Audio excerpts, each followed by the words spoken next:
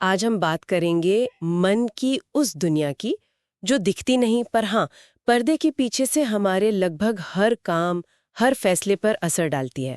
अवचेतन मन। और ये जानकारी हमने ली है अवचेतन मन, रहस्य, विज्ञान और शक्ति नाम के स्रोत से। तो हम ये समझना चाहते हैं कि भाई ये काम कैसे करता है ना?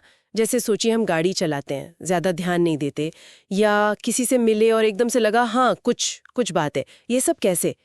कहते हैं कि हमारी 90% से ज्यादा मानसिक गतिविधियां इसी अवचेतन लेवल पर होती हैं। तो चलिए जरा इसे समझने की कोशिश करते हैं। तो सबसे पहला सवाल, ये अवचेतन मन आखिर है क्या चीज? हम दिमाग को अक्सर दो हिस्सों में बांटते हैं, एक तो चेतन मन जिससे हम अभी बात कर रहे हैं, सोच रहे हैं, और दूसरा ये अवचेतन मन। हाँ बिल्कुल। देखिए, चेतन मन वो है जो लॉजिक लगाता है, सोच समझकर फैसला लेता है, जैसे अभी हम बात कर रहे हैं। लेकिन अवचेतन मन वो हमारी गहरी आदतों, हमारी भावनाओं, विश्वासों और ना जाने कितनी यादों का एक बहुत बड़ा गहरा समंदर है। और ये हमेशा एक्टिव रहता है, हमेशा, चाहे हम जागे हों या सो रहे हों। अच्छा, तो ये काम कैसे करता है? क्या ये बस एक जैसे टेप रिकॉर्डर है जो सब रिकॉर्ड करता जाता है? टेप रिकॉर्डर से कहीं ज्यादा। ये सिर्फ रिकॉर्ड नहीं करता, ये उन अनुभवों से मतलब पैटर्न पकड़ता है, कुछ नियम बना लेता है अपने।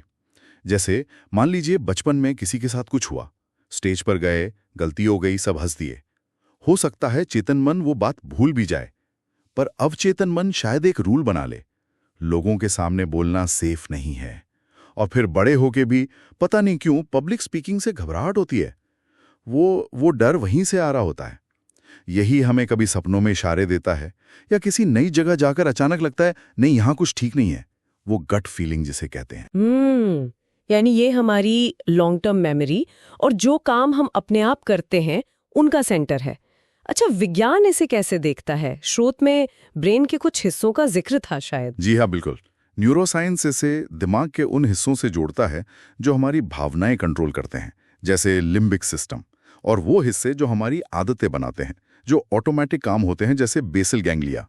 ये वो सिस्टम है जो तय करते हैं कि खतरा दिखने पर हम कैसे रिएक्ट करेंगे, या सुबह उठकर बिना सोचे समझे ब्रश कैसे उठा लेते हैं। ये सब अवचेतन की प्रोग्रामिंग है। और दूसरी तरफ इसका एक आध्यात्मिक पहलू भी है ना? बिल्कुल है। कई आध्यात्मिक परंपराओं में इसे कर्मों की स्मृति से जोड़ते हैं, मतलब हमारे पिछले अनुभवों, कर्मों के गहरे निशान। या फिर इसे व्यक्ति का असली स्वरूप, उसका गहरा भीतरी स्वभाव माना जाता है। और ये माना जाता है कि ध्यान से, आत्मचिंतन से हम इन गहरी परतों तक पहुंच सकते हैं और पुराने डरों को या जो सोच हमें रोकती है उसे बदल सकते हैं। तो फिर इसे समझना इतना जरूरी क्यों है? मतलब चलने दें जैसा चल रहा है। छोड़ तो सकते हैं, लेकिन फिर हम अनजाने में उन्हीं पुरानी स्क्रिप्ट पर चलते रहेंगे। वो स्क्रिप्ट जो शायद बचपन में किसी ने लिख दी, या किसी बुरे अनुभव ने, और हो सकता है वो आज हमारे लिए बिल्कुल सही ना हो। अच्छा, मतलब हम अपनी कहानी को होश में रहकर बदल सकते हैं, दोबारा लिख सकते हैं। हाँ, यही तो इसकी सबसे बड़ी बात है। इसकी ताकत यही है। जब हम अपने अवचेतन के पैटर्न्स को पहचानने लगते हैं, तो फिर हम उसे नई दिशा भी दे सकते हैं।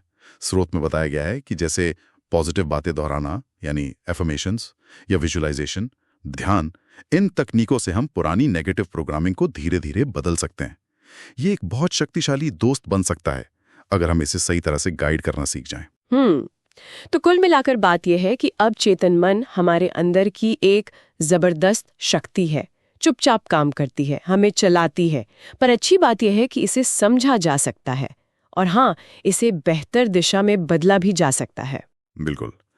और इसी बात से जुड़ा एक सवाल शायद सोचने लायक है कि अगर सच में हमारा 90% जीवन इसी अवचेतन से चल रहा है, तो वो कौन सी एक शायद छोटी सी छिपी हुई मान्यता या डर हो सकता है जिसे पहचानने और बदलने की तरफ पहला कदम शायद आज ही उठाया जा सके। कोई भी एक चीज।